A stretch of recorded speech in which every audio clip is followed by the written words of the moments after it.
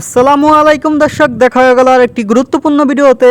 তো দর্শক, আজকে কথা বলবো যাদের কোষ্ঠকাঠিন্যের সমস্যা রয়েছে, দীর্ঘস্থায়ী কোষ্ঠকাঠিন্য, এবং যাদের নতুন কোষ্ঠকাঠিন্য হয়েছে, যাদের বাথরুম হতে অনেক কষ্ট হয়, দিনে 2 থেকে 3 বার 4 বার 5 বার চলে যান বাথরুমে, কিন্তু মলত্যাগ করতে অনেক কষ্ট হয়, মলত্যাগ ক্লিয়ারভাবে হচ্ছে না, তাদের জন্য ভালো একটি সিরাপ নিয়ে আজকে আলোচনা করব।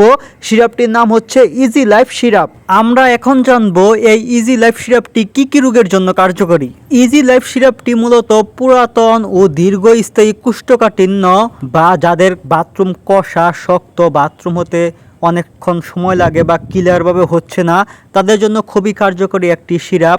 এছাড়াও যে কোনো কারণে শ্রেষ্ঠ সকল প্রকার কোষ্ঠকাঠিন্য প্রতিকারে এই সিরাপটি ব্যবহার করা হয়, এবং এছাড়াও সার্জারি, প্রসবকালীন সময় ও রেডিওলজিক্যাল পরীক্ষার পূর্বে অন্ত্র পরিষ্কারে নির্দেশিত। তো দর্শক, আমরা এখন জানবো এই সিরাপটির সেবনবিধি সম্পর্কে।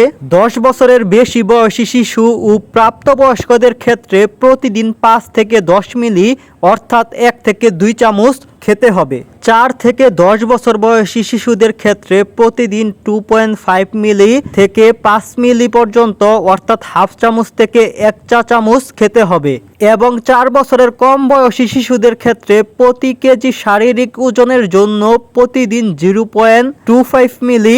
অবশ্যই শিশুদের ক্ষেত্রে ডাক্তারের পরামর্শ অনুযায়ী তারপর ওষুধ খাওয়াবেন। আরেকটি গুরুত্বপূর্ণ বিষয় দর্শক, এই সিরাপটি অবশ্যই রাতে খাবার খাওয়ার পর খাবেন, আর এক বেলায় শুধু রাতে এই সিরাপটি খাবেন। তো দর্শক, আমরা এখন জানবো এই ইজি লাইফ সিরাপের পার্শ্ব প্রতিক্রিয়া সম্পর্কে।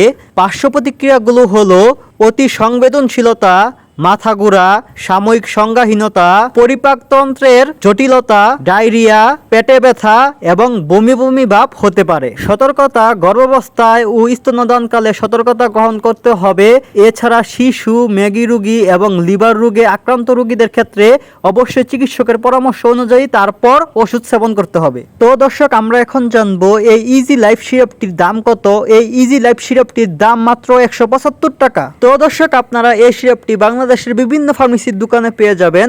আরেকটি গুরুত্বপূর্ণ বিষয় আপনাদের বলে রাখি, যে কোনো ওষুধ সেবন করার বা প্রয়োগ করার ক্ষেত্রে অবশ্যই একমাত্র আল্লাহ তাআলার উপর ভরসা রেখে তারপর ওষুধ সেবন করবেন বা প্রয়োগ করবেন। আশা করি দ্রুত ভালো ফলাফল পাবেন ইনশাআল্লাহ।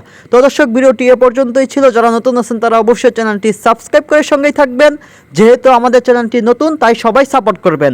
সবাইকে অসংখ্য ধন্যবাদ। আসসালামু আলাইকুম।